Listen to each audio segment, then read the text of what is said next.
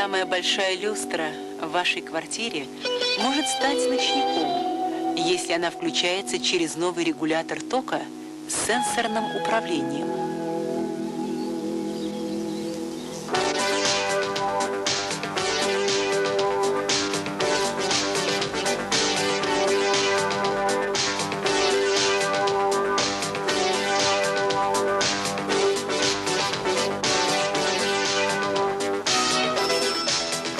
Одним лишь прикосновением корпуса регулятора тока можно плавно изменить освещенность вашей квартиры.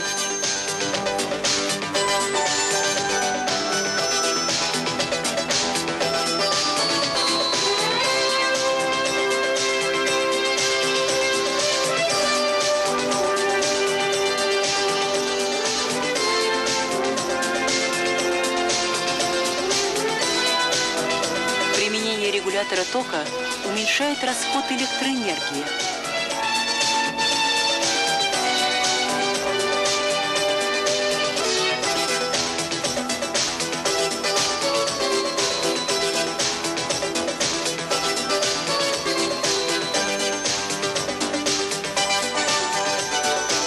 Регулятор тока устанавливается вместо встроенного электровыключателя. Он удобен и прост в обращении. Цена регулятора – 10 рублей.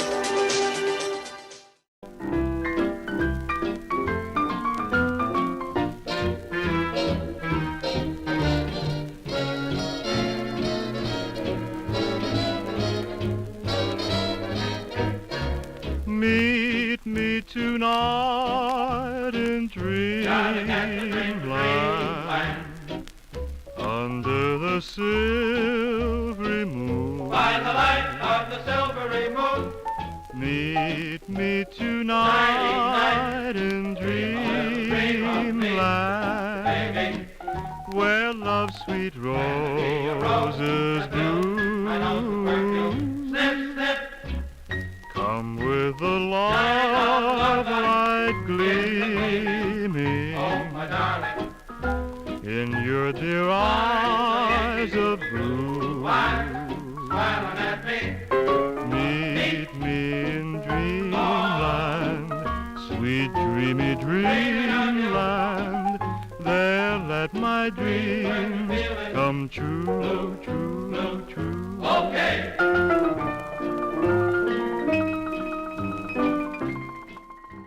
Civilization has not been the same since the first shopping mall opened in America in 1956. Since then, more than 25,000 have been built. But if the malling of America is good for shopping, is it good for society? Is the age of the mall the beginning or the end of civilization as we know it?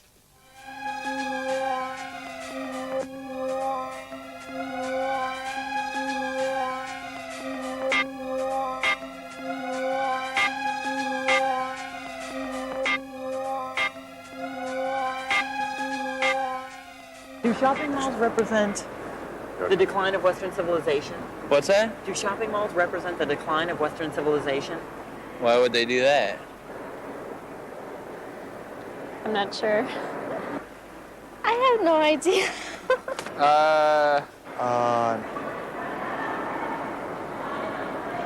I'd say no. Minneapolis is mall capital of Western civilization. It was here that the first mall ever was built. Since temperatures are below freezing literally half the year here, the idea was simply to take High Street and enclose it in a climate-controlled environment. When they originally designed Southdale, not only was it enclosed, but Gruen had this idea that they would take away the sight of the delivery trucks, the sight of people cleaning it. Like, have you, in the time that you spent in this mall, have you seen any people cleaning it? But look how tidy it is. So you never have to think about the consequences of your consumption. I mean, really what this is a pantheon to consumption.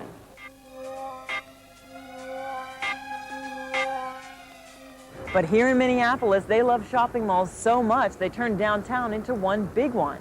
The second floor of many buildings have been turned into shopping piazzas, all linked by glass and steel tunnels known as skyways.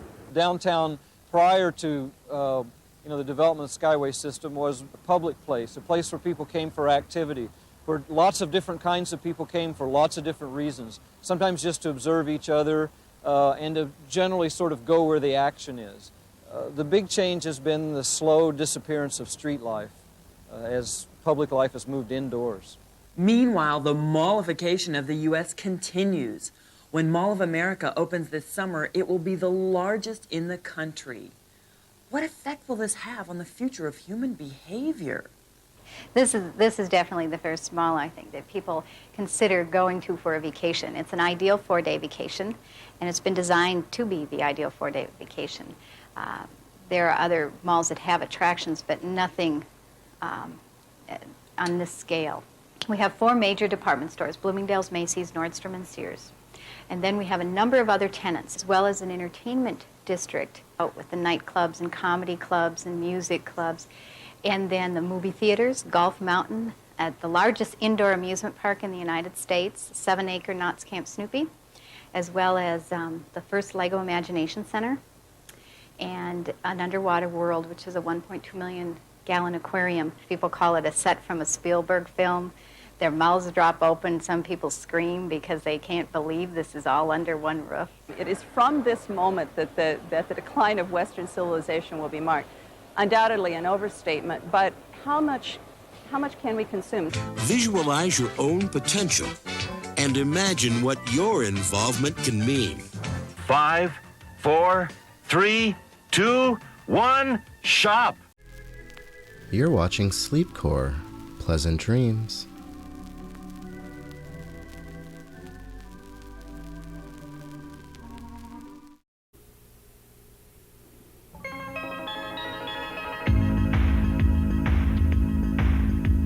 The Joland Company, in cooperation with the Subliminal Research Foundation, presents Live Your Dreams with Joland, a program about ordinary people who have found a way to fulfill their dreams and become what they always wanted to be. This is their story.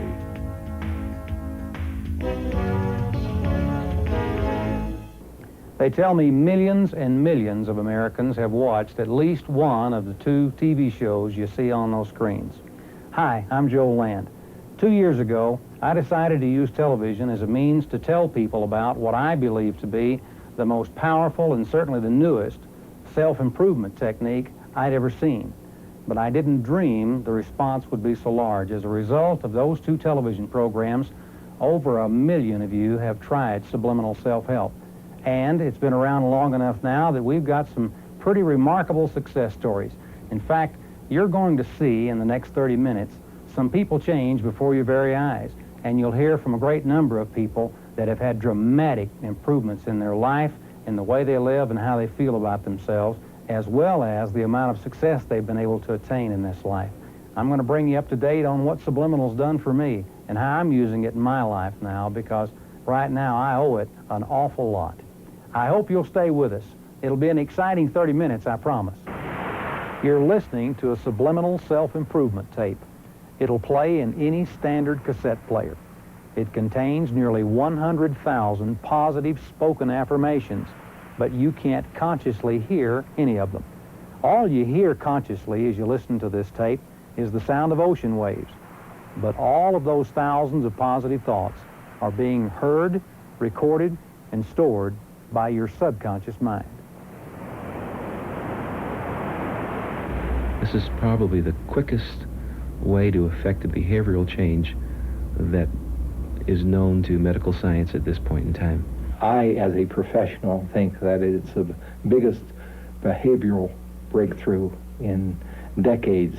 Time will only tell how big it is, but I know of no bigger advance because it works. Because it works. It's more than just feelings that we're dealing with here. We're talking about real changes in people that affect their lives in very positive ways and on a more or less permanent basis. Subliminal is information that's perceived by the subconscious mind that's not perceived by the conscious mind. A good example, a housewife engaged in her daily activities. The telephone rings. While she concentrates her conscious mind on the person she's talking to on the phone, the kids are playing in the house. The dishwasher's running. The soap opera may be still going on television. Somebody's driving by in a car. All of these sounds, all of this data is being accumulated by her subconscious mind. The subconscious mind's ability to take in large amounts of information simultaneously has allowed the creation of a very special technique that delivers hundreds of thousands of positive thoughts directly to the subconscious mind without the conscious mind having to do anything. It's probably the simplest yet most unique subconscious reprogramming technique ever developed. We're on the cutting edge of a new technology, a new therapeutic modality to change people's behavior. And ultimately, the bottom line basic problem that has to be overcome is a behavioral one. Psychology divides the human mind into two parts. The conscious mind is easily identified because we're aware of everything it does. It's where we think, reason, and feel our emotions. You can think of the conscious mind as you. After all, it's that part of your mind that you're aware of. In contrast, though, the subconscious, which, by the way, makes up the vast majority of your mind, functions totally without your awareness.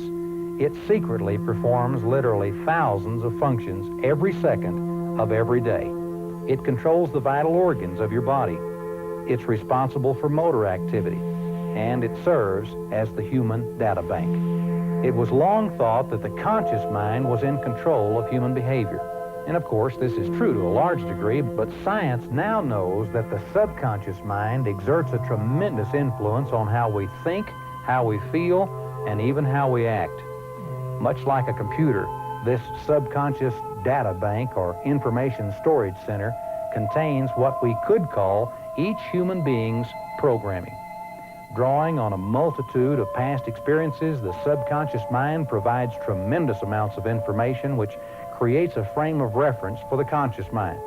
Because of this dependency on the subconscious for information, it's the subconscious that is, to a large degree, responsible for our feelings and our attitudes. Positive experiences fill the subconscious mind with feelings of self-confidence and self-worth. But negative experiences like embarrassment or humiliation tend to fill those data banks between our ears with feelings of fear, inadequacy, and self-doubt. And unfortunately, most of us have had a tremendous amount of negative programming. No one meant to program us negatively, but it happened anyway. Our parents began the process when they spent the first 10 or 12 years of your life telling you no and telling you what you couldn't and shouldn't do. Then your schoolmates began saying negative things to you. And unfortunately, after that programming began to work on your conscious mind, you joined the bandwagon by saying that you couldn't do things because of a lack of talent or a lack of self-worth or any of the other reasons that we deny ourselves what should be ours in this life. And those limitations stay with us, unfortunately, for the rest of our lives. Because unless something happens to change the programming in your subconscious mind, you'll be limited by that negative programming for the rest of your life. Subliminal communication, communication aimed directly at the subconscious mind, promises a means of reprogramming these inner data banks which so powerfully influence all of our lives. In the subliminal cassette dealing with weight loss, for instance, the subconscious mind is inundated, literally bombarded with thousands of messages designed to change food preferences and alter eating habits. Absolutely incredible. You can't believe... I mean, I guess I expected to notice something, but I didn't expect it to be so powerful, you know, just to completely change a whole emotional pattern that I had established all my life. I have got to be one of the world's most skeptical people. I wouldn't even try a fat diet because I know they don't work, and I was sure that this would not work for me either, but what did I have to lose? And it works. I found myself where I would normally go to the refrigerator or go get a candy bar or some potato chips or something. I found my mind just wandering off into other subject areas. I didn't think about food as much, and I noticed this in a couple of days. Now, I know that doesn't happen for everybody, but for me, it happened very, very fast. And the changes that when they first happened were very small and very subtle, and I could have sworn at that point that they had nothing to do with this little cassette tape. But in fact, in retrospect, they had everything to do with it. Because the subliminal concept is so powerful, and because I think it has such a tremendous potential in changing human behavior and solving an awful lot of problems that all of us have, we formed the Subliminal Research Foundation in the early part of 1987 in an effort to find more ways to make the subliminal process work for us. Here, for instance, you see a woman being tested for the physiological responses to subliminal messages she's hearing over those earphones, and we're finding out some pretty interesting things about subliminal and how it works. My self-image was very low, and that's what caused my just debilitating shyness and being so introverted and withdrawn. I had a hard time even speaking one-on-one with people. But the self-image tape was the absolute key, I think, to my being able to turn all that around and being able to relate to people, even my own children. It was just, like I said, it's just an absolute miracle. The greatest number of people who use these tapes, the overwhelming majority of them, receive benefits in the direction that they are seeking. Since I've been listening to the tapes, and that's been about 5 months now, I found that I have had better opportunity. I've become better organized. I can push myself better, much more motivated. I can see changes of things that I wanted to become and I knew I had to work on. The tapes have made that possible. You're watching SleepCore, media for insomnia.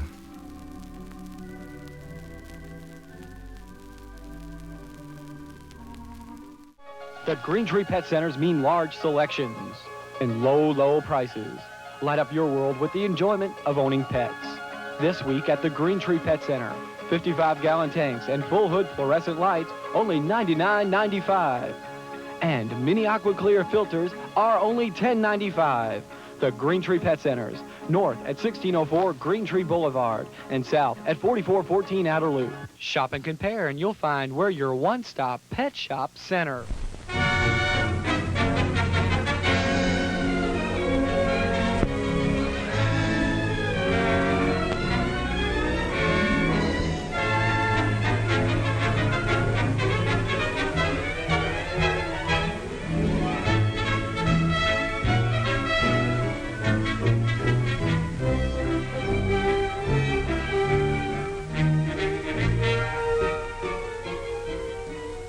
More than 70 million people in the United States go to the movies each week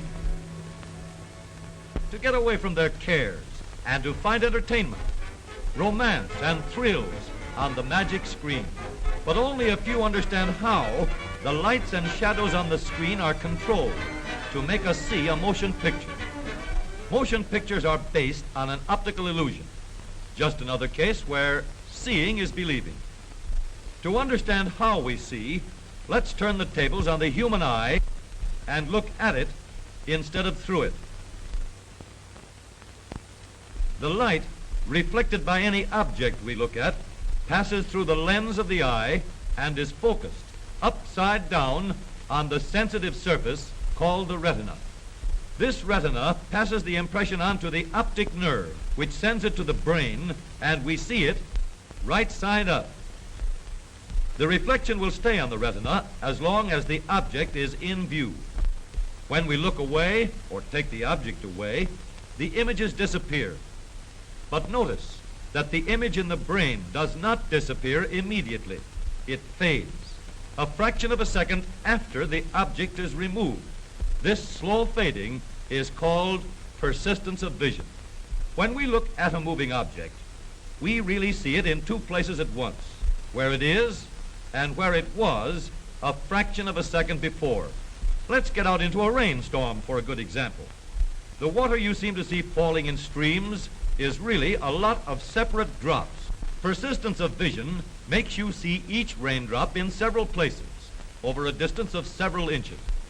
Let's look at a picture of a car and a picture of a moving landscape to show how the eye can make them seem to overlap. Let's run them on the screen, one after the other. We look at them for 2 seconds each, then for 1 second each. Now, faster and faster, until we see the two pictures as if they were both one picture, another optical illusion. If your eyes didn't trick you into seeing the moving particles of fireworks as continuous streaks, you would see only sparks instead of streams of light. Persistence of vision is the principle which makes movies possible. A motion picture is really only a fast series of still photographs that overlap in your mind. Tracings of two of these still photographs, placed one on top of the other, show that each of the two photographs has caught the press in a slightly different position. Here is the way the first photograph looks. This is the way the second photograph looks. Now let's take the complete series in rapid succession. Faster. So motion pictures are just still pictures joined together on a long strip of film. The more still pictures we get while the action is going on, the smoother it looks. If we want to slow down the motion of something that goes fast, we speed up our camera and make, say, 5 times as many pictures per second. We have slow motion when they are shown on the screen at normal camera speed. Now, here is a motion picture film, 1,000 feet, 16,000 separate photographs. Let's tidy up this tangle of film by putting it on a reel.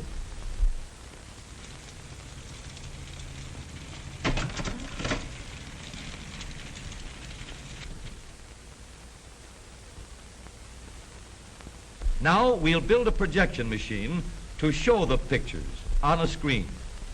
The film unwinds from the reel and rewinds onto another reel after it runs through the projector. To throw the picture on the screen, there is a bright light with a reflector behind it to send the light rays in the right direction and a lens to concentrate the light. The film passes a hole or aperture which lets the light go through only one picture at a time. There is another lens to focus the pictures on the screen. By adjusting the lenses, the picture can be made sharp and clear. Let's start the machine moving. The still pictures blur because they're moving all the time. And this won't do at all. We need something to hold each picture still long enough for us to look at it in between the changes. When the film is started and stopped in rapid succession, the eye sees the changes being made, and the result is streaks instead of movies. So we need a shutter to cut off the light while every change of picture is being made, and let light through only while the film is standing still. Surprising as it seems, you never see a motion picture while it is actually moving. The only time a movie moves is when the shutter keeps you from seeing the change of picture.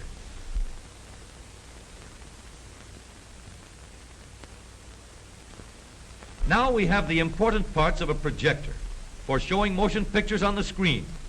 But let's change that drawing to an actual machine at work. This reel holds the supply of motion picture film which passes through the projector at a speed of 90 feet each minute. Slots on this aperture plate guide the film past the narrow beam of light so that only one picture can be seen at a time. The adjustable lens, which gives us a clear, sharp picture on the screen, is placed in the path of the light rays after they pass through the film. Sprockets, which guide the film as well as start it and stop it, are placed in position to hold the film in proper position at all times. The shutter is placed behind the film to cut off the light at intervals while the pictures change.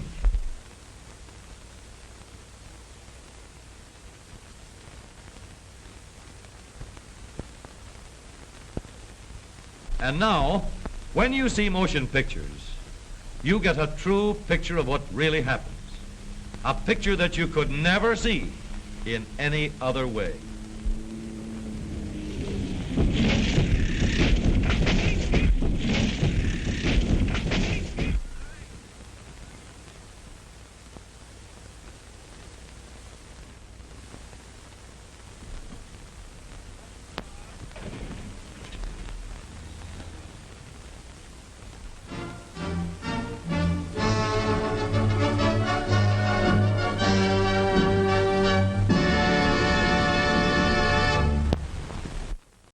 Is talking on the phone getting out of hand? Look out! You need Phone Relief, the ultimate in hands-free phone design. Watch. Simply attach the special double back fastener to any phone. Then attach the Phone Relief headset. It's that easy. Hands-free, pain-free. You'll wonder how you ever lived without it. It's perfect for remotes. Now talk hands-free anywhere, anytime. Office work is a pain for Mr. Phone in the Neck, but you won't miss a beat with hands-free freedom. A must for the entire office. Work goes quicker and easier. The padded headset removes this easily and is fully adjustable. Best of all, Phone Relief works with your favorite phone, an amazing breakthrough product you'll use every day. Now only $12.95. Call toll-free to order by credit card and make this your last Phone in the Neck call. Call now 1-800-862-1000. Our operators are giving tremendous discounts on additional units. That's 1-800-862-1000. Or send check or money order to the address on your screen. Sorry, no CODs. Credit card users call now 1-800-862-1000. You're watching Sleepcore. Sleep tight.